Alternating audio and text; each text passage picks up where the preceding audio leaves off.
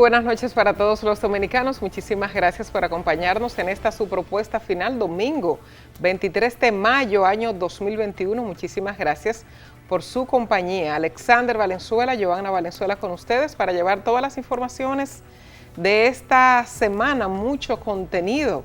Estamos en el fin de semana previo al fin de las madres, al Día de las Madres, que será el próximo domingo. O sea que esta semana promete mucho movimiento económico. Señor Alexander, buenas noches. Saludos compañeras, saludos para nuestra audiencia, la audiencia de Teleradio América, canales 1245. Gracias a ustedes por el favor de la sintonía. Cada domingo, 9 a 10 de la noche, compartimos entonces esta propuesta.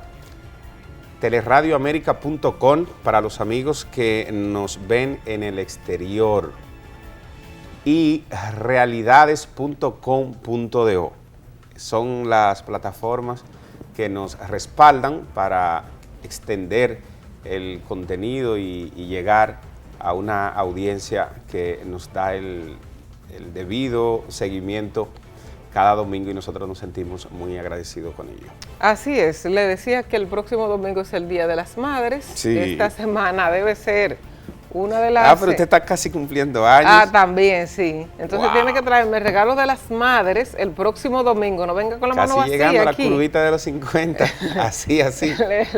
Tiene que traerme el regalo de las madres y el regalo de mi cumpleaños. ¿Qué es lo que usted se ha hecho en el rostro? ¿Cómo así? No me he hecho No, porque nada. Mirándola bien no aparenta esa edad. ¿Y cuál es la que tengo? Tengo 39, cumplo 40 el domingo. Usted tiene 39, entonces Sí. yo tengo como... Tengo 39, cumplo Usted tiene 40 el 39, yo tengo como 35 yo. Es así. Mire, pero Guillermo no. es un actor. Guillermo es un actor. Mire, no, pero ya, en serio. Esta semana debe ser la... No me dijo lo que se ha hecho en el rostro. Debe ser, no me he hecho nada, mi amor. Okay. Y agua fría, hielo. Esta semana debe ser una de las semanas que tiene mucho más movimiento económico comparada con otras fechas, como el Día del Amor y la Amistad, el Día del Padre, que se mueve menos la cosa, pero el Día de las Madres mueve bastante. ¿Cuándo se ha celebrado el Día del Padre? Se mueve bastante. Compramos los regalos con la misma tarjeta de ustedes, pero no pasa nada. Se mueve bastante la economía esta semana. Sí, yo creo que sí. Bastante movida la que está concluyendo, ¿verdad? Sí, y la que inicia promete también con los casos. Sí. La agenda nacional ha estado copada por temas vinculados con la justicia, sobre todo. De hecho, otros tan importantes como el aumento de los precios de la canasta básica familiar, Sí. Otros vinculados con el comportamiento de la economía, a propósito de lo que conversábamos la semana pasada con Iván Jóvenes y Cortiñas aquí, y asuntos estrechamente vinculados con el desempeño de la administración del presidente Luis Abinader, que guarda relación también con estos temas de la justicia. De repente, muy concentrados en qué pasa con los actos de corrupción, supuestos hasta que se demuestren, que lleva a cabo el Ministerio Público con cierto giro que salpican a la administración de Luis Abinader y el comportamiento, decisiones puntuales en torno a particulares, a personajes. Fíjese lo que ha ocurrido con entonces la Lotería Nacional últimamente. Justificaron la desvinculación del administrador de EDESTE con supuestamente diferencias en el sector, pero no hay forma que nadie renuncie a una posición de esa naturaleza por supuestas diferencias. Allí hay otros asuntos de fondo, en su momento se va a saber. Yo creo que esa justificación del señor Almonte sobre el asunto de la supuesta renuncia, que no fue renuncia, sino un decreto del presidente Luis Abinader, destituyéndolo. Yo creo que en su momento se va a saber y no resiste la más mínima justificación de que ha renunciado o que se ha destituido por diferencias. Allí hay otros asuntos de fondo. Yo tengo ciertas informaciones que prefiero reservarla por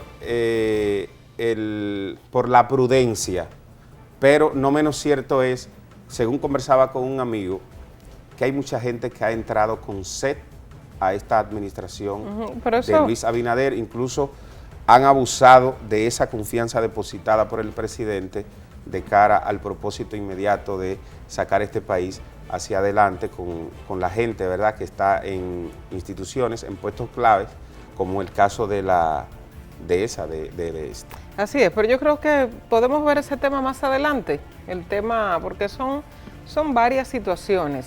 Por ejemplo, no sabemos qué pasó en Salud Pública con el tema de las jeringuillas, que cancelaron al ministro de Salud, al doctor Plutarco Arias. Previamente había renunciado el director de gabinete, el señor Robinson Díaz.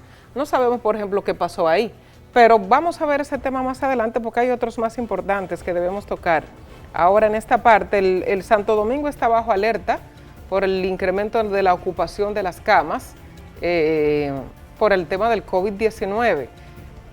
Tengo varios días diciendo, es increíble la cantidad de personas, y hemos visto las fotos esta semana, de personas con tanque de oxígenos en las afueras de los centros de hospitales y de clínicas porque no hay habitaciones disponibles para recibirles. Sí. Entonces ha habido un incremento de los contagios y de personas que se le ha complicado la salud, que son los que llegan a las clínicas, porque no todo el que llega es, no todos los que llegan, o sea, hay personas que se quedan en sus casas que no requieren la asistencia médica, o sea, que tienen COVID y que están contagiados. Entonces, ha dicho la vicepresidenta que los que tienen, que es la mayoría de esos pacientes son menores de 50 años, o sea, los que están ingresados, los que han logrado conseguir una cama. Y que no se han vacunado. Y que no se habían vacunado. Estar vacunado tampoco te exime de que te dé el virus, o sea, que igual tienes que seguirte cuidando con el tema de la mascarilla, con el tema del distanciamiento. Entonces, hay muchas personas jóvenes contagiadas e ingresadas, esos que se creen superpoderosos, que se creen Superman, o la Mujer Maravilla, que creen que no se pueden contagiar o que no pueden terminar en la habitación de una clínica o de un hospital, pero sí sucede. Entonces, el llamado es el mismo. El llamado es, yo no estoy de acuerdo con el toque de queda, ni estoy de acuerdo con algunos planteamientos de esta semana de que pongamos el toque de queda a la 1 de la tarde. Eso ya no tiene ningún sentido. Lo que sí debe haber es una supervisión por parte de las autoridades con el tema del aforo, por ejemplo, en restaurantes, en espacios públicos donde está permitida, en las fiestas, los bares. Ahí sí debe haber una supervisión. Yo creo que el gobierno tiene una responsabilidad, es cierto, pero la intención y el deseo y el amor que usted siente por usted mismo debe ser mucho más fuerte que el que tiene el gobierno de cuidarte. O sea que tenemos que seguirnos cuidando. El COVID repite y está demostrado allí. Personas que se han puesto las 2 dosis que igual se contagian de COVID, o sea que hay que seguirse cuidando y el llamado puede parecer repetitivo y hasta tedioso y odioso, pero es el discurso y es lo correcto. Hay que seguirse cuidando. Eso de las fiestas, los grupos, y juntarte con personas que tenía mucho que no veía, y ahí empiezan los problemas porque el COVID no a todo el mundo presenta manifestaciones. Ahí ha radicado el rebrote. Hay asintomáticos que usted tiene el virus y no se entera posteriormente y puede contagiar a otras personas. Así es. Entonces, lamentable a propósito de los asintomáticos y de los positivos, lo que ha ocurrido en la Dirección Provincial de Salud Pública en Baní, en Peravia. En Baní como municipio cabecera de la provincia Peravia, hasta que se demuestre lo contrario, han suspendido, de hecho han cancelado a personas ya de esa dotación de salud pública allí en Baní, que vendían las pruebas y los resultados, sobre todo a las personas que tenían que salir del país y que estaban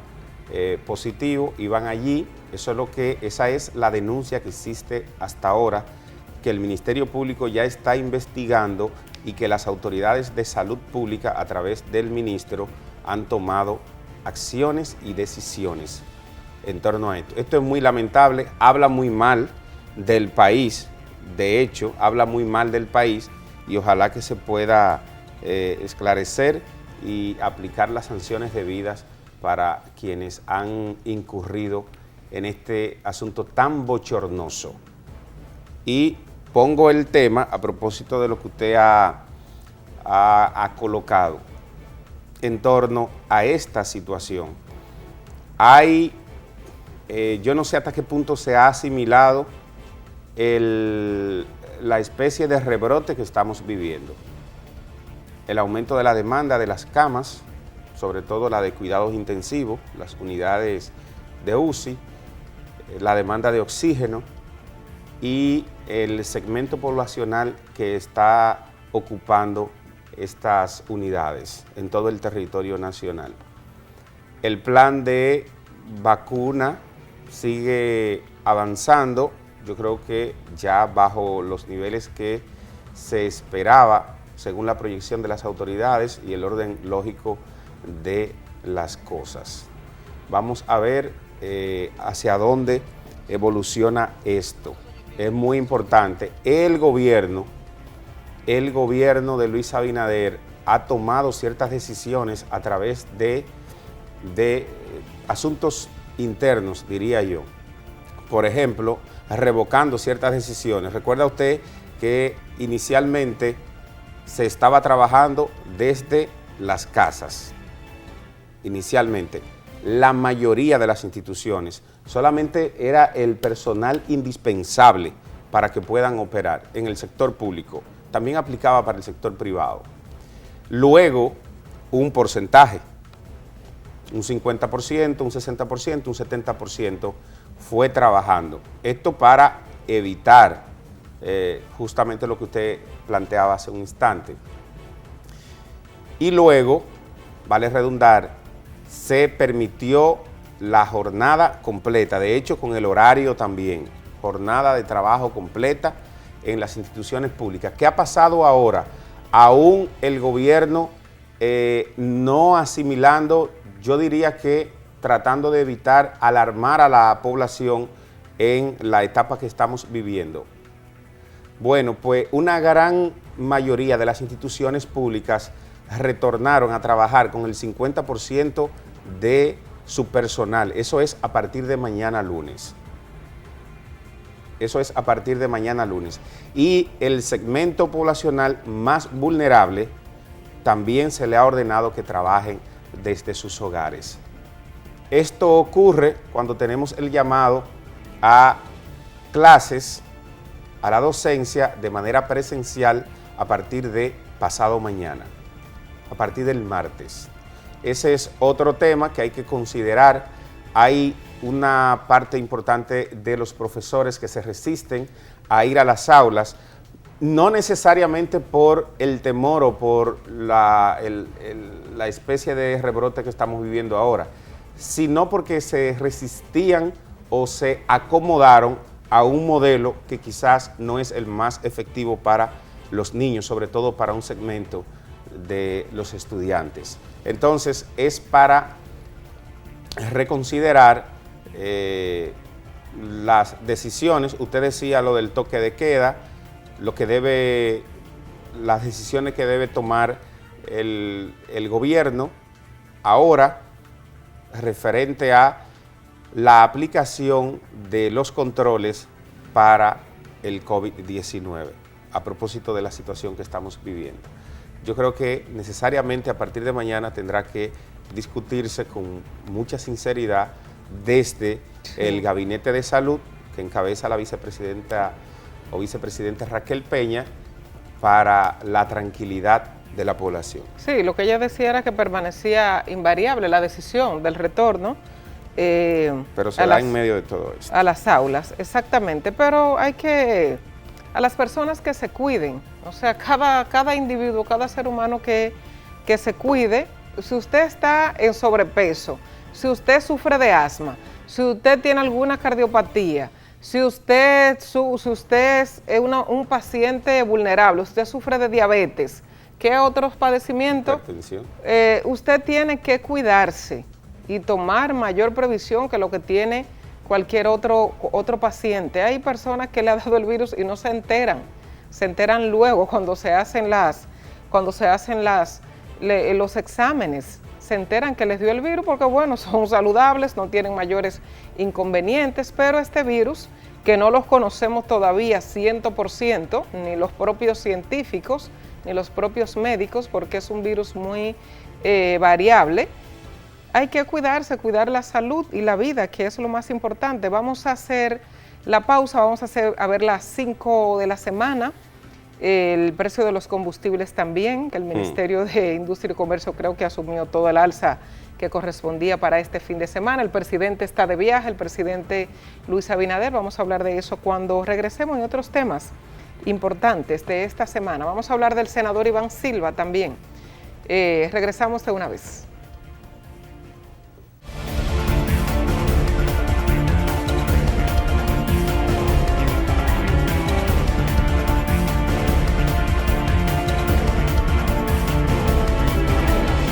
El presidente Luis Abinader salió este domingo a Ecuador para asistir al acto de toma de posesión del gobernante electo de ese país, Guillermo Lasso.